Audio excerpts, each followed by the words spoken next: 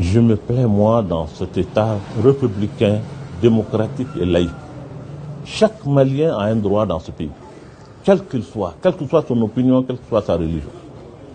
D'abord, je voudrais quand même redresser un tout petit peu. Je me réclame d'un islam tout court.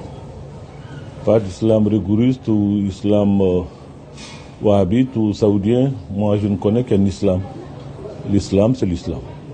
Et ça, je me réclame de ça. Donc maintenant, pour le Mali, je pense que le Mali est en train d'avancer, difficilement, péniblement, compte tenu vraiment de la crise que le Mali a traversée. Mais quand même, nous sommes optimistes. Vous avez déclaré sur les ondes de Voice of America, la voix de l'Amérique, en français, les terroristes nous ont été envoyés par Dieu pour nous punir de la promotion de l'homosexualité importée d'Occident et qui prospère dans notre société. C'est des propos qui vous ont valu le courroux, notamment du procureur de Bamako qui a démissionné depuis, qui vous a accusé de faire l'apologie du terrorisme. Qu'est-ce que vous répondez ? Je réponds d'abord que ces propos ont été en réalité dénaturés. Ils n'ont pas été placés dans leur contexte réel. Je n'ai pas parlé pour dire que Dieu nous a envoyé des terroristes pour nous punir. Ce n'est pas de cette façon que je parlais. J'ai condamné d'abord l'acte du terrorisme qui est condamnable à tous égards. Personne ne peut justifier qu'un homme se peut s'arroger le droit d'aller ôter la vie à quelqu'un. Ça n'existe pas dans une religion, dans aucune morale. Donc ça, je l'ai condamné.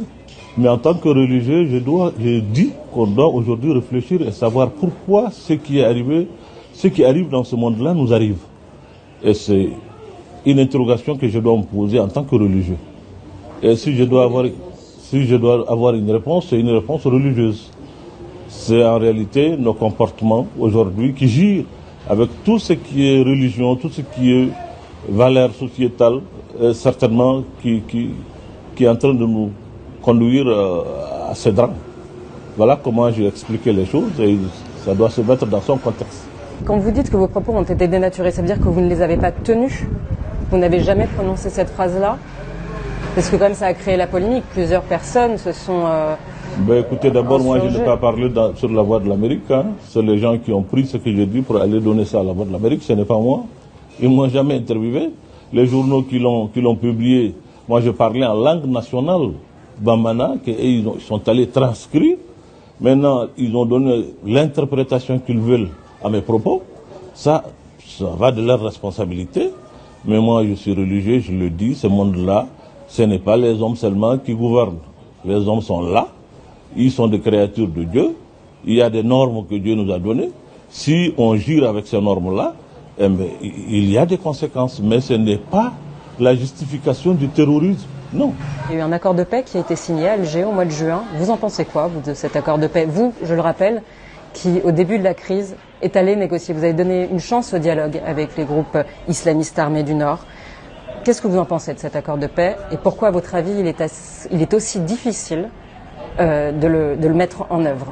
Je crois encore à cette chance de dialogue, parce que je pense que c'est avec le dialogue seulement qu'on peut arriver à quelque chose. Mais en réalité, quand il y a eu l'intervention Serval, qui est une intervention sanitaire que j'ai eu à saluer en son temps, c'est réel. Après, il y a eu les négociations pour la paix est signée, mais il faut avouer, il faut avoir le courage de le dire, que certains éléments qui sont des Maliens eux aussi, qui font partie aussi de cette crise, ont été exclus de la négociation. Vous pensez à qui exactement? Je pense à Ansar Dine par exemple. Vous avez joué le rôle de médiateur. Je voulais jouer le médiateur pour qu'on ne trouve pas, parce qu'on n'avait pas de solution à l'époque. Notre armée a été mise en déroute. L'administration n'existe plus. L'État n'existe presque pas. Alors qu'est-ce qu'on fait si on ne dialogue pas, on ne négocie pas?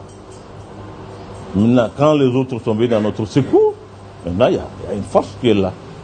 Ça nous a permis aujourd'hui de négocier et d'aller vers une paix. Mais quand vous n'avez pas, vous êtes en position de faiblesse, vous faites quoi? Oui, bien sûr. Vous avez donné cette chance. Et donc pour vous, là où ces accords de paix ne fonctionnent pas, c'est parce qu'il exclut une partie. des Maliens. Je ne sais pas si c'est à cause de ça que ça n'aboutit pas. Oui, c'est ce que vous mais pensez. parce que vous m'avez posé Bien la sûr, question oui. pour savoir pourquoi il y a eu accord de paix et que encore ça ne marche pas. Je vous ai dit mon point de vue, il y a eu accord de paix. Ceux qui sont censés être les belligérants, tout le monde est d'accord. Si ça ne marche pas, c'est qu'il y a quelque chose qui ne va pas quelque part. Et ce quelque part là, pour moi, selon mes explications, c'est qu'en réalité, on n'a pas discuté avec tout le monde. Quel est l'État malien idéal pour vous? L'État dans lequel tout le peuple malien se reconnaisse. C'est ça un État idéal. Quel qu'il soit, Quel qu'il soit, l'État républicain, quelles que soient ses opinions? quelles que soient ses opinions, il se retrouve là-dedans. L'État républicain dans lequel, je l'ai dit et je le revendique, et je n'ai pas honte de le dire, je le dis dans d'autres circonstances, c'est ma conviction. Si elle n'était pas ma conviction, je n'allais pas la dire. Hein. Je me plais, moi, dans cet État républicain, démocratique et laïque. Chaque Malien a un droit dans ce pays, quel qu'il soit, quelle que soit son opinion, quelle que soit sa religion.